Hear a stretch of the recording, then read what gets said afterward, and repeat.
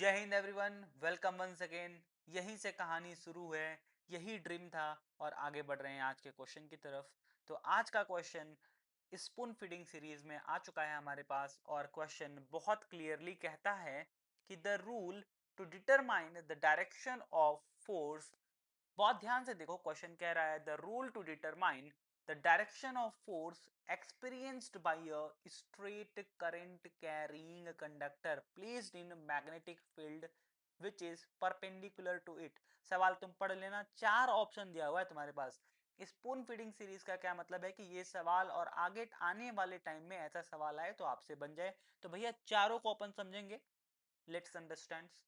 तो यहाँ पे तुम्हारे पास आता है कि let's first understand the when current carrying conductor is placed in a magnetic field and experience a force. और उस समय हमें अगर फोर्स का डायरेक्शन निकालना है तो हम यूज करते हैं फ्लेमिंग्स लेफ्ट हैंड रूल। कैसे यूज कर सकते हैं?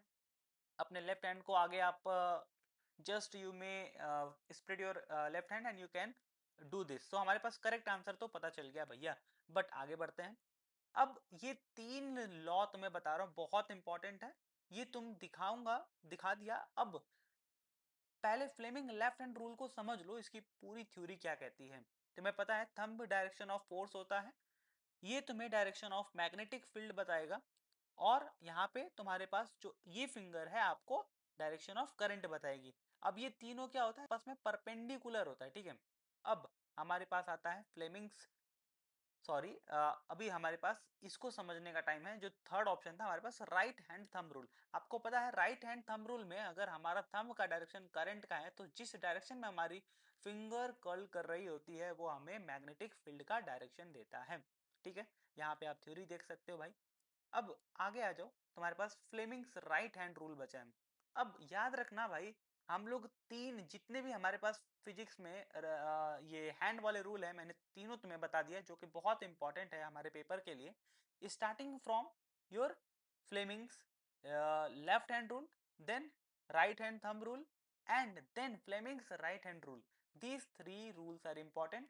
लेफ्ट, जो फ्लेमिंग लेफ्ट हैंड रूल है we use in case of motor to find out the direction of force. In case of right hand rule, we used to find the direction of current, and which is in case of generator. And this right hand thumb rule, like this one, right hand thumb rule, this is used to determine when you are having any conductor, just say, and the current is passing through this, so you will be easily able to figure out in which direction does the magnetic or exactly you may say what is the direction of magnetic field. So these three questions and these 3 points were there. So finally the right answer for this is what? Fleming left hand rule. I hope you got the point. Do write in the comment section. Jai Hind, wish you all the very best.